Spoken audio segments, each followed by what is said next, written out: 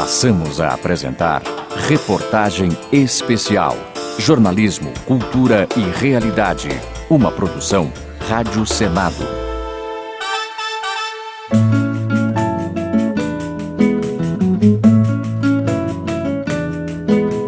Quase tudo o que se sabe sobre a invenção do rádio e a transmissão de voz por ondas eletromagnéticas está mal contado. Anos antes de Guglielmo Marconi, Nikola Tesla, Thomas Edison e outros experimentarem as transmissões sem fio, um brasileiro já havia conseguido. Volte a fita sobre aquilo que você achava que sabia.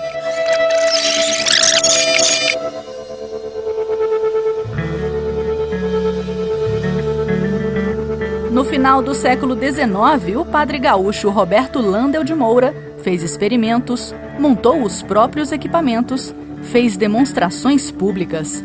Até mesmo patentes dos seus inventos foram registradas nos Estados Unidos e também aqui no Brasil. Mas o que deu errado? E por que ele não é conhecido como um dos inventores do rádio? Biógrafos, historiadores da ciência, professores, radialistas, aficionados por rádio e familiares ajudam a contar a história desse cientista pioneiro. O percurso, os dramas e os dilemas que ele enfrentou são o tema da reportagem Fé na Ciência, Padre Landel de Moura, o pioneiro do rádio, que você passa a ouvir agora.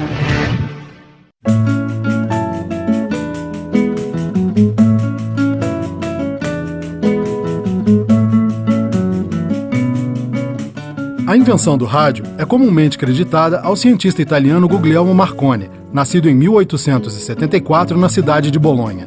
Marconi foi um dos primeiros a dar aplicação prática aos resultados das experiências de laboratório anteriormente realizadas pelo alemão Heinrich Hertz e a teoria matemática do escocês James Clerk Maxwell. Pouca gente sabe que a história não devia ser contada bem assim. O gaúcho, colecionador de rádios a válvula, Daltro Darisbo, faz uma lista mais apropriada, atribuindo responsabilidades e pesos a cada um dos pioneiros das experiências com ondas eletromagnéticas. Poderia-se dizer que Tesla foi o primeiro que transmitiu alguma coisa de aproveitável pelas ondas eletromagnéticas. Marconi foi aquele que fez uma rede de comunicação mundial, transmitindo através das ondas eletromagnéticas sinais de telegrafia, onde as pessoas conversavam, mas ainda sem ouvirem a voz uns dos outros. E Roberto Landel de Moura, ao final, ao apagar das luzes dos anos 1800 e início dos 1900, foi a primeira pessoa comprovadamente no mundo que transmitiu a voz humana sem o uso de fios. Professor de História da Ciência na Universidade de São Paulo, Francisco de Assis Queiroz se deparou com a história do padre Roberto Landel de Moura quando fazia uma pesquisa para o livro que escreveu sobre a história da eletrônica no Brasil. Ele confirma que diversos países defendem que o invento do rádio pertence a eles, mas que, na verdade, trata-se de uma criação de muitos autores. Cada país vai reivindicar um conterrâneo seu como pai, criador ou inventor do rádio e da televisão. É o caso do Popov na Rússia, do Hertz e Braun na Alemanha, do Branly na França, do Tesla e outros, nos Estados Unidos e etc. Então, esses países reconhecem e aparecem nas bibliografias internacionais, nas grandes enciclopédias. E o Landel, ele aparece de forma marginal, quer dizer, ainda não obteve o devido reconhecimento no seu próprio país. A falta de memória do brasileiro é tida como uma das explicações para o desconhecimento da história do padre cientista. Mas o professor Assis de Queiroz atenta para o fato de que praticamente todos os cientistas e inventores de nosso país são desconhecidos. Não é uma preocupação, talvez ligada à questão do ensino, quer dizer, não estão nos manuais os cientistas brasileiros, os inventores brasileiros, você não vê nos manuais de ensino, nos livros, não se aprende na escola, a imprensa em geral também pouco discute essa questão. Então isso faz com que a população em geral e mesmo a grande maioria dos universitários tenham muita dificuldade de lembrar, por exemplo, um cientista brasileiro importante ou um inventor. Para outro professor da USP, José Marques de Mello, que é o primeiro doutor em comunicação do Brasil, o que causou o desconhecimento do gênio de Landel de Moura tem nome. Chama-se Complexo do Colonizado. Eu acho que o padre Landel de Moura é um dos exemplos mais contundentes desse complexo do colonizado. É tanto que ele tentou, quando fez a invenção do rádio, em cima da radiodifusão, ele tentou inicialmente fazer valer esse seu invento aqui no país, mas não teve sucesso. Daí então ele teve que ir para os Estados Unidos, onde ele registrou as patentes. Só que na época os Estados Unidos ainda não era a potência que é hoje. Talvez se eles registrassem hoje, tivesse o reconhecimento internacional. Naquele tempo a Inglaterra era que tinha o poder hegemônico. É tanto que o Marconi, quando se associou com capitais ingleses, conseguiu imediatamente o reconhecimento como inventor do rádio. O Padre Landel de Moura ficou desconhecido até agora. A mentalidade de Casa Grande e Senzala, apontada pelo professor José Marques de Mello, também era difícil de romper, concorda Assis de Queiroz. O Brasil também tinha ainda adentrado o século XX, cerca de 80% da população analfabeta. Então o Landel está trabalhando num contexto bastante adverso, do ponto de vista de uma tecnologia que sequer o próprio governo apoiou, quer dizer, era de difícil compreensão pelos próprios colegas cientistas, talvez de outras áreas, porque a tecnologia eletrônica ela é algo baseado numa teoria recente do eletromagnetismo, a teoria física do século XIX, e ela trabalha com algo pouco tangível, quer dizer, é muito estranho como é que isso soava. Para compreender a vida e as realizações do Padre Landel de Moura, é necessário entender o contexto das comunicações na época em que ele viveu. Foi o que fez o principal biógrafo do padre, o jornalista Hamilton Almeida.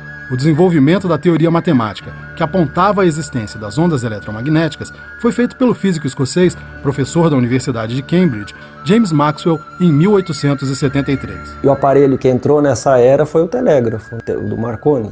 Entrou nessa era da telegrafia sem fio, só que ele conseguia transmitir sinais à distância em código Morse. Eram só impulsos elétricos, né, e sinais. Em código Morse é ponto e traço, né, um sinal curto e um sinal um pouco mais longo.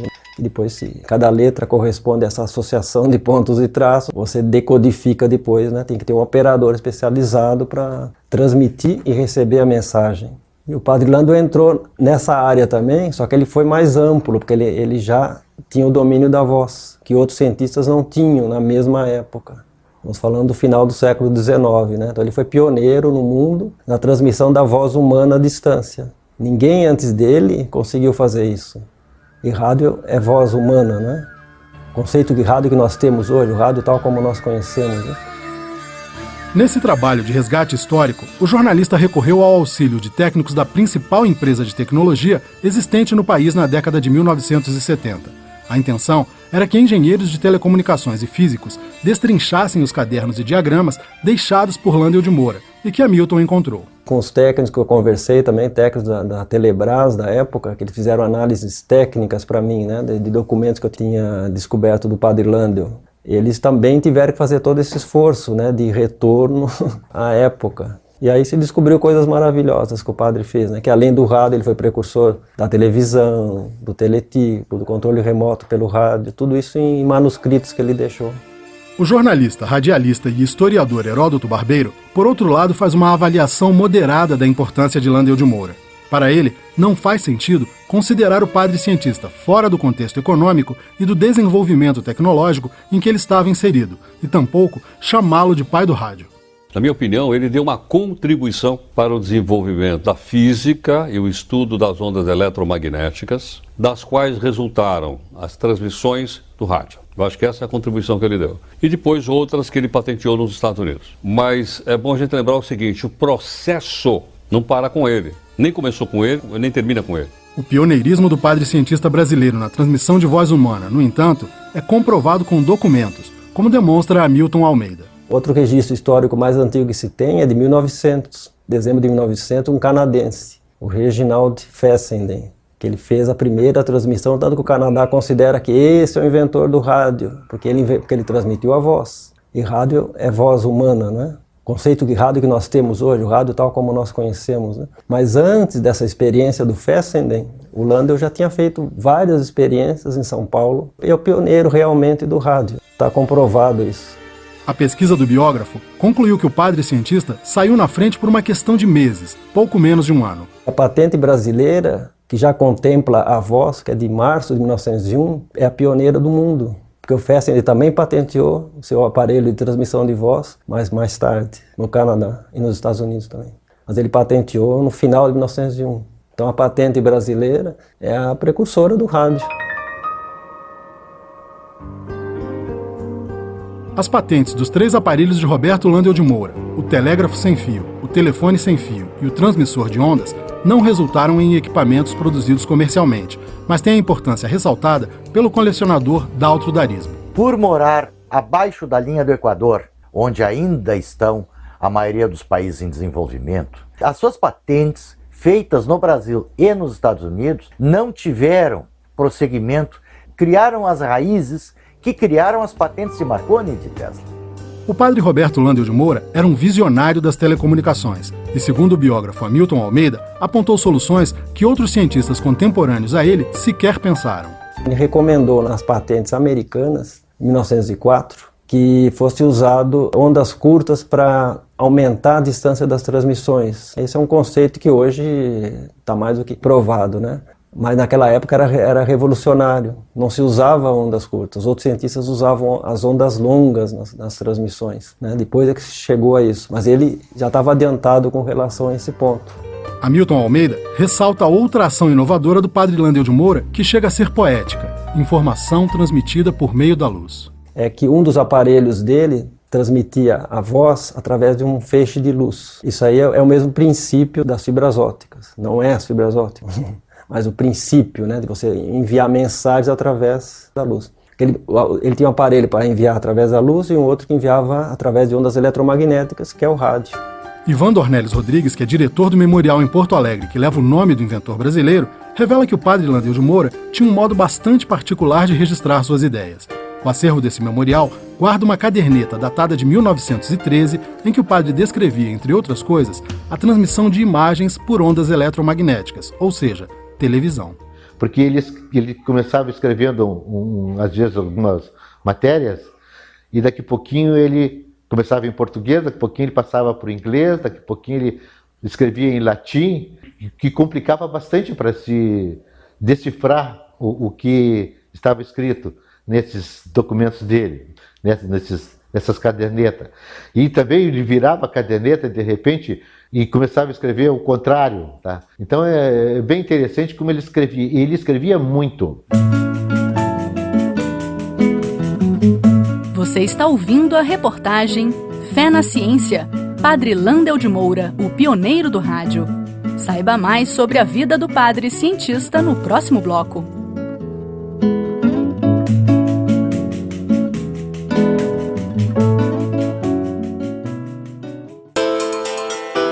Estamos apresentando Reportagem Especial. Jornalismo, cultura e realidade. Voltamos a apresentar Reportagem Especial. Jornalismo, cultura e realidade.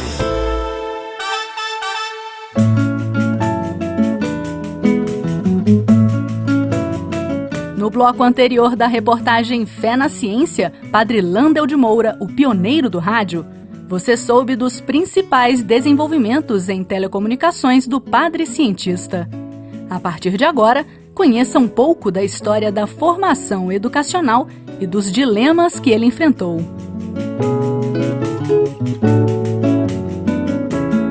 Hoje viúva, Isbela Gert Landel de Moura foi casada com um sobrinho neto do padre. Segundo ela, na família as informações sobre o cientista eram todas passadas de forma oral e a percepção da importância dele só foi mudando ao longo dos anos. Com o passar do tempo, nós fomos ouvindo casos, ouvindo informações, ouvindo detalhes e nós vimos, por exemplo, a importância dessa pessoa na história e eu não me conformava de será que somos só nós que sabemos disso, mas ninguém sabe disso? No início do século XX, o padre Landel de Moura assombrou a cidade de São Paulo com demonstrações públicas de seus inventos. Não há registros de que o padre tenha tido um assistente, mas os biógrafos e pesquisadores sobre a vida dele tentam confirmar que uma freira francesa colaborava na apresentação dos aparelhos. Padre, é o senhor? Claro, minha filha. Confirme se tu me ouves bem. Estou ouvindo perfeitamente, Padre Landel. Estas demonstrações públicas pretendiam obter apoio financeiro no desenvolvimento das invenções. Landel de Moura convidava empresários, autoridades e a imprensa, como comprova esta nota publicada no pé de uma página do Jornal do Comércio de São Paulo em 10 de junho de 1900. No domingo próximo passado, no Alto de Santana, cidade de São Paulo, o padre Roberto Landel de Moura fez uma experiência particular, com vários aparelhos de sua invenção, no intuito de demonstrar algumas leis por ele descobertas no estudo da propagação do som, da luz e da eletricidade através do espaço, da terra e do elemento aquoso, as quais foram coroadas de brilhante êxito. Estes aparelhos eminentemente práticos são como tantos corolários, deduzidos das leis supracitadas. Assistiram a esta prova, entre outras pessoas, o Sr. P.C.P. Lupton, representante do governo britânico, e sua família. Jornalista e historiador, Heródoto Barbeiro contextualiza como era difícil ser inventor naquele Brasil da virada do século XIX para o século XX. Obviamente que o seu esforço é notável, a sua figura é extraordinária, e para você ter uma ideia como era fazer um experimento desse no Brasil, na época, nem o Estadão, na época o jornal Estado de São Paulo, convidado para assistir a experiência de transmissão da Avenida Paulista até Santana, mandou um repórter. Não mandou um repórter ao jornal. Poderia ter documentado, inclusive com foto. Não mandou porque achava que isso era absolutamente irrelevante. Mas fora do país foi diferente. O jornal New York Herald, de 12 de outubro de 1902, noticia os experimentos de Landel de Moura ao registrar as patentes nos Estados Unidos e estampa a seguinte manchete em matéria de página inteira. Falando sobre um fosso de diversas milhas ao longo de um raio de luz.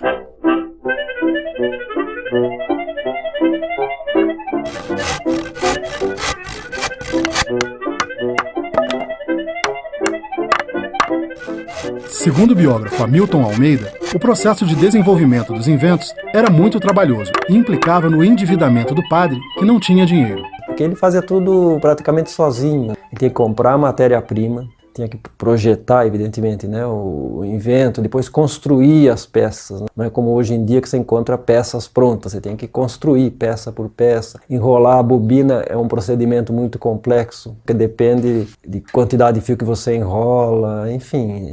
E você tem que testar isso inúmeras vezes para ver se funciona adequadamente ou não. Então, são processos assim, muito custosos, né? Não só de tempo e de dinheiro também. O dinheiro esperado com as demonstrações não veio. No período dessa busca de patrocinadores em São Paulo, Landel de Moura era pároco em Campinas. O efeito das exibições foi exatamente o contrário do planejado, conta Hamilton Almeida. Entre os fiéis da igreja repercutiu muito mal, porque eles passaram a achar que era um padre que falava com o demônio, porque não concebiam que alguém pudesse falar com outra pessoa à distância sem fio, né? E como ele era um sacerdote, achavam que esse padre não é muito certo, né? Um padre que fala com o demônio. Então, para acabar com isso, invadiram o laboratório deles, vamos dizer assim, né? Quando ele guardava os seus inventos e destruíram tudo, né? E numa entrevista que ele deu a um jornal norte-americano, ele falou isso também, ele cita essa passagem, que as pessoas não compreenderam o que ele fazia, então destruíram tudo, né? E ele teve que fazer todo um esforço redobrado para reconstruir os aparelhos e continuar nas suas experiências.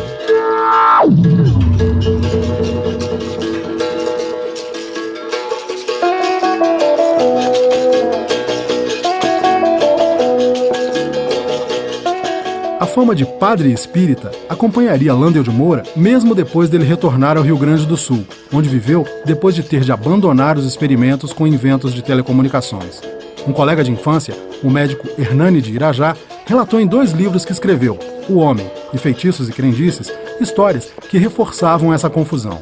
É o que lembra o presidente do Instituto Histórico e Geográfico do Rio Grande do Sul, Miguel Frederico do Espírito Santo. Um caso de sonambulismo, ele tinha sido chamado a atender no Menino Deus e que foram os dois, o Landel de Moura como o homem que tinha técnica para desfazer o sonambulismo e o Hernani de Irajá como médico para acompanhar. Esse é um fato relatado. Outro fato que ele relata é sobre a capacidade que ele demonstrou para o Hernani de Irajá, que ele teria de fazer com que uma moça que estava viajando num bonde na sua frente, ela fizesse determinados trejeitos comandados por ele. O Landel dizia, olha, ela vai fazer isso, e ela terminava fazendo. Ela vai coçar a cabeça, ela coçava a cabeça, ela vai virar o rosto para o lado direito e ela virava o rosto para o lado direito. Então, essas brincadeiras do Landel de Moura, ele refere.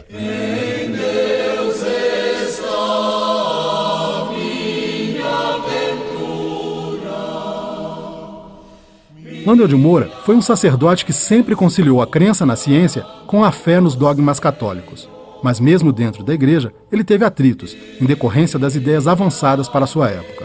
O comportamento investigador e mesmo as opções teológicas do padre Landel de Moura trouxeram complicações para ele, como afirma o biógrafo Hamilton Almeida. Os espíritas diziam que ele era um padre espírita. Por certas coisas que ele fez um exorcismo, teve em Mogi das Cruzes, então acharam que ele estava constatando o que os espíritas diziam, né? Então eram atritos, né, que criou com a cúpula da igreja. E isso teve vários conflitos, assim, até de outro tipo de coisa, como crenças, assim, né? Ele era devoto de Nossa Senhora Aparecida, e o bispo era devoto de Nossa Senhora do Brasil. Naquela época, Nossa Senhora Aparecida não era padroeira do Brasil ainda, né? Viria a ser. Então, conflitos assim, né, de ordem religiosa também.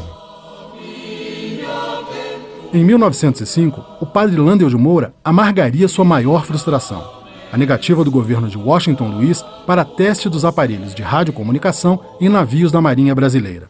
A história é contada com humor pelo radialista e ex-professor da Universidade de São Paulo, Reinaldo Tavares. Ele precisava de 2 navios. E um ficaria fundeado na Baía da Guanabara e o outro a maior distância. Aí o Aspone, achando que o padre tinha dito um monte de asneiras e tal, começou a perguntar coisas. E o padre, na inocência dele, começou a declinar nomes em grego dos inventos dele, sabe? E o Aspone aí não entendeu mais nada. Mas aí o padre começou a falar em comunicação interplanetária, isso tudo que está acontecendo via satélite nos dias de hoje. Aí o Aspone foi ao presidente da República e disse: presidente, se o senhor fizer essa experiência aí, vai ser uma loucura. O homem é simplesmente um maluco, é um bruxo ou um praticante do espiritismo. Aí então passaram 15 dias, vem aquela célebre cartinha, né? Lamentamos muito, mas os navios não podem sair da frota.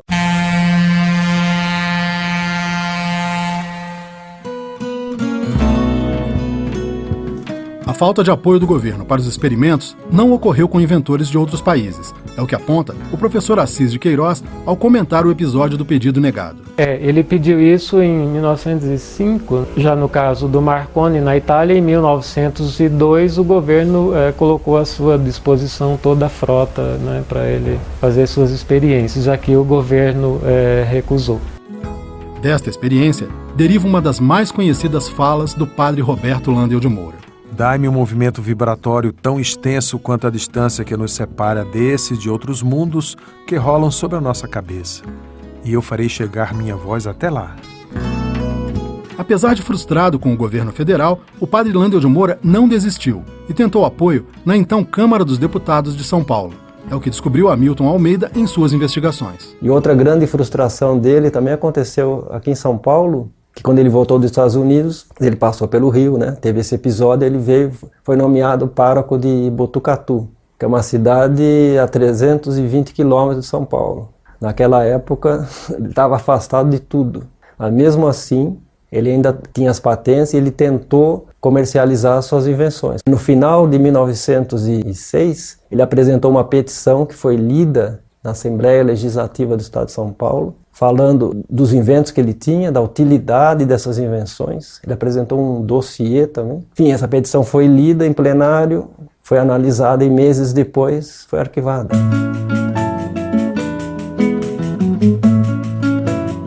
Para Hamilton Almeida, que há 35 anos pesquisa a vida do padre Landel de Moura, o reconhecimento oficial do pioneirismo seria uma forma de se fazer justiça com a memória do país. Seria importante, né? Assim como o Brasil reconhece que Santos Dumont é o pai da aviação, para os Estados Unidos são os irmãos Wright, mas enfim, o Brasil reconhece isso, de fato, todo mundo aprende na escola. Santos Dumont inventou o avião, voou com 14 bi, toda aquela história, voou com balões. Então, e o Landel? Ele precisa ser conhecido também. Então seria muito importante para resgatar essa parte da nossa história que está esquecida e ao mesmo tempo fazer uma certa justiça para um personagem assim tão talentoso que o Brasil teve, né? Incluir essa história de alguma maneira no currículo escolar obrigatório. Isso é importante. Autor do livro Histórias que o Rádio Não Contou, Reinaldo Tavares relata que no exterior o reconhecimento para o padre Landel de Moura é mais fácil. Há pouco tempo, nos Estados Unidos, um jornalista e pesquisador americano lançou uma obra com os 100 maiores inventos do mundo. Obviamente, o rádio teria que estar entre esses 100 inventos maiores do mundo. Esta obra foi versada para o português e foi lançada no Brasil, já existe aqui. E na página 157, o Bill Wayne é quem escreveu nos Estados Unidos, mas teve uma versão aqui. E aqui, o invento do rádio é creditado ao padre Roberto Landel de Moura, por incrível que pareça. O professor emérito da Escola de Comunicações e Artes da USP, José Marques de Mello, avalia faltar a articulação do Estado com os intelectuais brasileiros.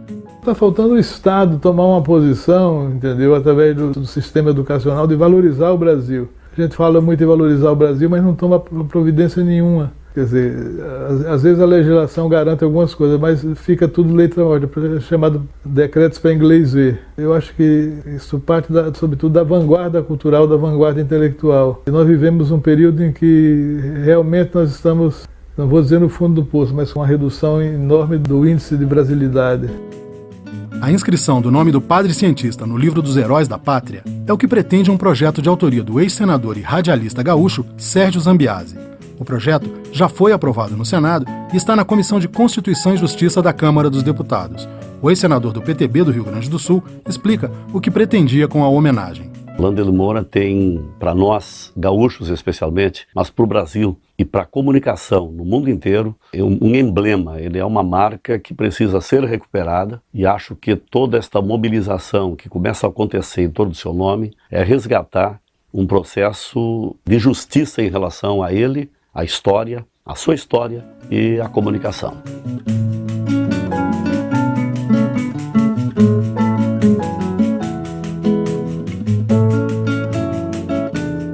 O padre cientista Roberto Landel de Moura morreu em Porto Alegre aos 67 anos de idade no dia 30 de junho de 1928, vítima de tuberculose. Em 2011, se comemoram os 150 anos de seu nascimento. Um bom presente de aniversário seria o reconhecimento de seus feitos.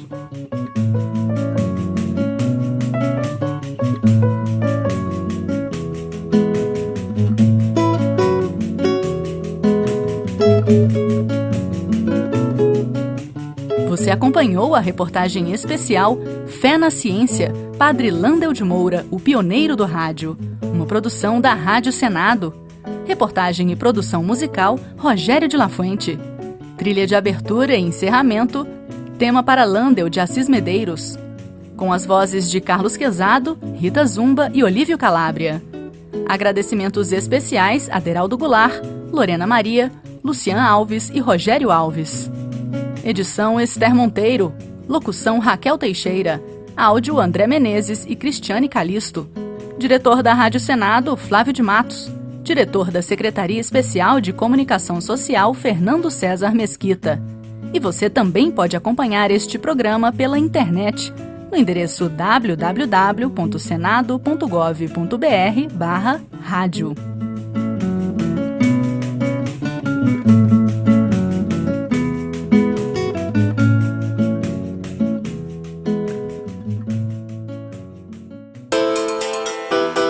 Você acompanhou Reportagem Especial, Jornalismo, Cultura e Realidade. Uma produção Rádio Senado.